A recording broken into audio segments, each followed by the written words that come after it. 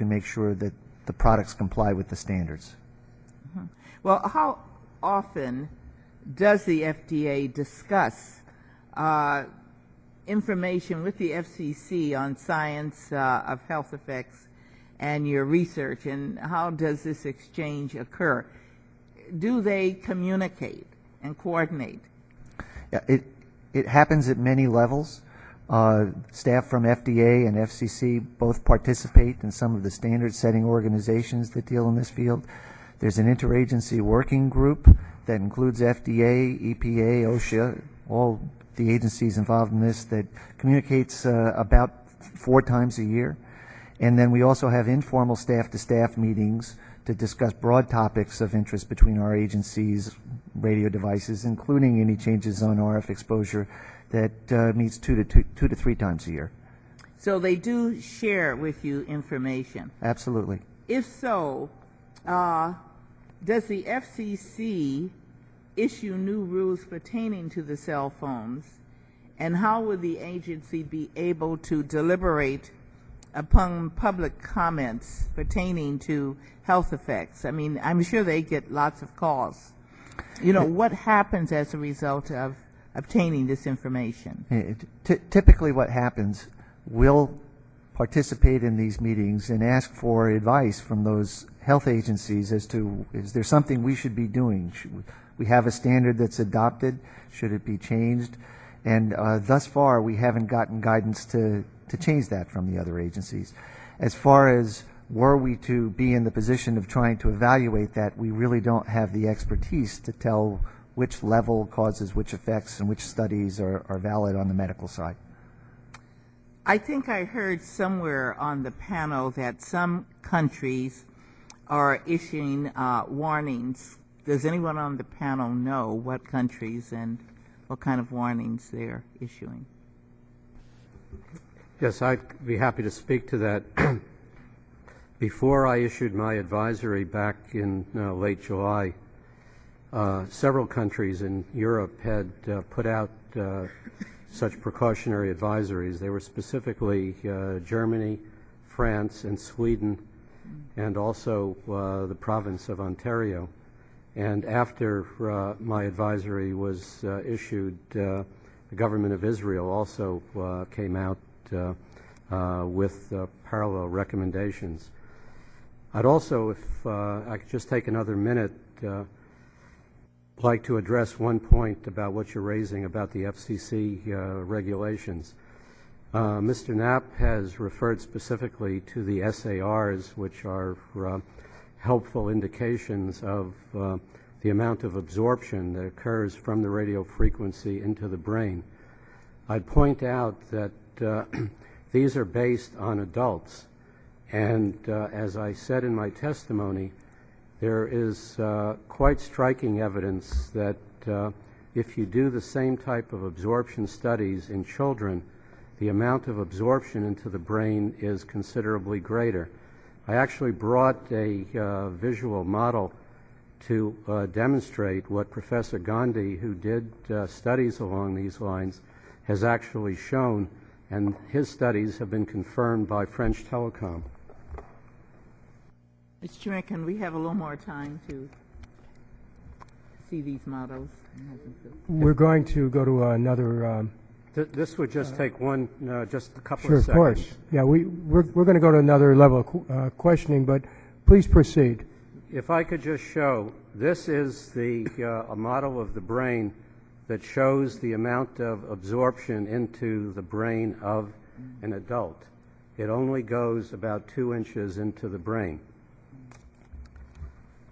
This is a model of the same part of the brain near the ear of a 5-year-old child. This goes pretty far into the brain, and I think that's something that the FCC should consider to talk about the amount of absorption into the brains of children as opposed to adults. Could staff bring that model up here for a minute? Can we get pictures of that? Is there any way to Yeah. I saw some pictures. Would staff bring the model up here? I just want to take a look at it. The gentlelady's time has expired on this round. We're going to come back. We're going to take another round here. Can I make an inquiry? Let me just make an inquiry. I don't know whether it's possible, but is there any way with our copying devices to make copies of that so we can take those with us? Don't drop it.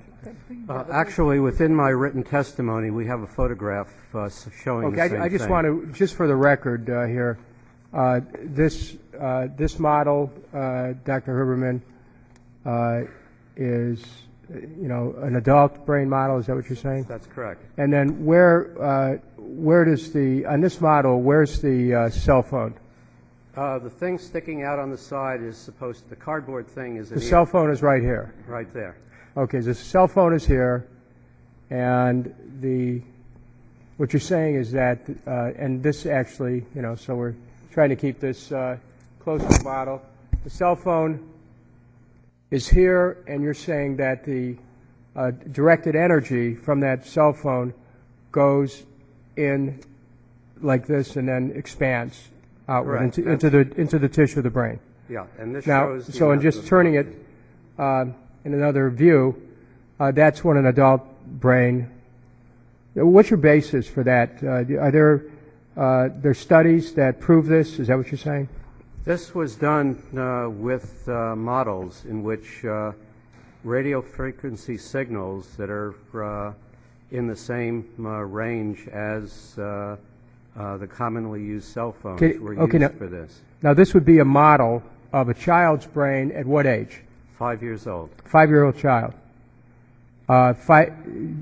Do you have research that shows, or public health research, Dr. Carpenter, that 5-year-old children will use a cell phone? Is that possible? I've had inquiries from parents of 2-year-old children who give them their child the cell phone to play with. I don't think most 5-year-olds are making phone calls, but when kids get in elementary school, then they begin. So, okay, now here we've seen the effect. Here's the adult brain effect of use of the cell phone, and then we look at the child again. So the cell phone is here. Is that right? Correct. Cell phone's here, and it's a very deep penetration, you're saying. Now, is this kind of penetration of the energy of a cell phone, the radio frequencies, radiation, we're saying, would you say that from looking at this visually, is it your testimony that most of the brain of a child would receive some of this energy? That's correct. Most of the brain, at least on that side of the head, would be absorbing that energy. And it's a simple explanation for it. One is that the skull is considerably thinner in a child, and it doesn't reach maturity until the 20s. In addition to that, the nerves in the brain in adult are protected by a myelin sheath.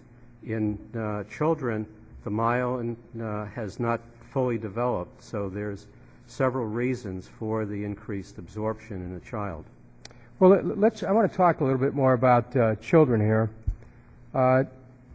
You're saying that children are more vulnerable, just no question about it. I mean, you presented models here which demonstrate that. You say there's research that back that up, and this is a model of a 5-year-old. Now, are children 10 years old vulnerable?